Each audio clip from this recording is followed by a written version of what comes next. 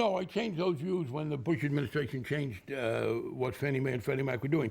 I did believe that Fannie Mae and Freddie Mac should be used to build affordable rental housing. When I said affordable housing there, it's the terms that we use here, I was talking about rental housing. I had been critical of the push for Fannie Mae and Freddie Mac to buy up subprime mortgages. And in 2003, I did not see a crisis. Of course, I will tell you, I didn't see a crisis with Lehman Brothers or AIG. I mean, we did not have, I did not perceive the crisis as much as it was.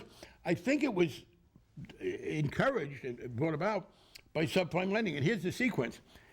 The year after I said that, 2004, the Bush administration ordered Fannie Mae and Freddie Mac significantly to increase the number of mortgages they bought issued to low-income people.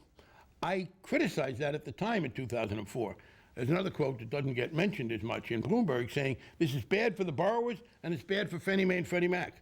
We couldn't overrule that. The Bush administration put in a significant increase in the number of low-income mortgages. In fact, one of the Republican members of the committee put an amendment in on the history which specifically mentioned that 2004 decision by the Bush administration. The Republicans were in control of Congress. They didn't let us stop it. Once that happened, I did agree that we needed to regulate Fannie Mae and Freddie Mac. I should note, by the way, that during the period, 2003, I was in the minority. I was a Democrat in a Congress controlled by Tom DeLay. So, no, I didn't really have the power to decide that. The Republicans, during their 12 years of control, did nothing to deal with it. In 2005, though, I will say this. In 2003, I didn't see a crisis. In 2004, I was critical of them pushing into more subprime loans. We did two things. First, Democrats tried to restrict subprime loans. The Republicans wouldn't entertain the bill, and Greenspan wouldn't use his authority to do it. Secondly, I joined the Republican chairman of the committee then, Mike Oxley, in trying to regulate Fannie Mae and Freddie Mac.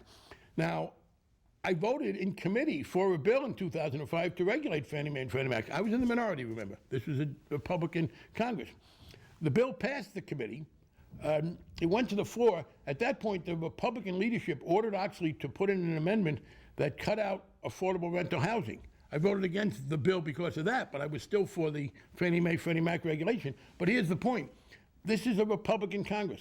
The Republican Congress in 2005, with my support, passes out of committee a bill to regulate Fannie Mae and Freddie Mac in the House. It goes to the Senate, and the Bush administration tells the Senate Republicans, who control the Senate, that they don't like what the House Republicans did. So the bill then dies because of a fight between the House Republicans and the Senate Republicans. I joined Oxley in writing to the Senate Republicans and saying, please pass our regulatory bill. And so, again, we're talking about Republican control of Congress. Mike Oxley, the chairman of the committee, the man who gave his name to Sarbanes-Oxley, said the reason they didn't get Fannie Mae, Freddie Mac regulation that year was that the Bush administration blocked it, and he said that he got a one-finger salute from George Bush. This was quoted in the Financial Times, and that's what blocked it. The Secretary of the Treasury at the time, John Snow, agreed with Oxley that it was a good bill. But the more conservative Republicans, I think they were opposed to any kind of housing help. So it died. In 2007, the Democrats became the majority. We won the election in 2006. I became the chairman of the committee. In 2007, within a few months of my becoming chairman, the committee that I chaired passed a tough Fannie Mae, Freddie Mac regulatory bill, frankly tougher than the one that Oxley had been able to get through. Hank Paulson, the Secretary of the Treasury, supported it. Unfortunately, it was held up by the Republican and Democratic fighting in the Senate. So to summarize, 2003, I said I didn't see a problem. In 2004, when Bush ordered them to do more about subprime mortgages and wouldn't regulate subprime mortgages, I said, yeah, there is a problem. 2005, I joined Mike Oxley in trying to pass a bill to regulate Fannie Mae and Freddie Mac.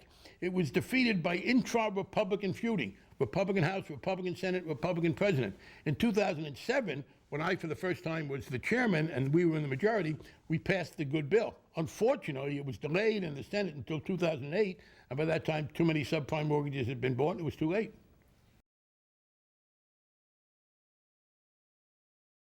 2004, the Bush administration significantly increased those housing goals and particularly ordered Freddie and Fannie to start buying up a lot of low-income individual mortgages, and I opposed it at the time.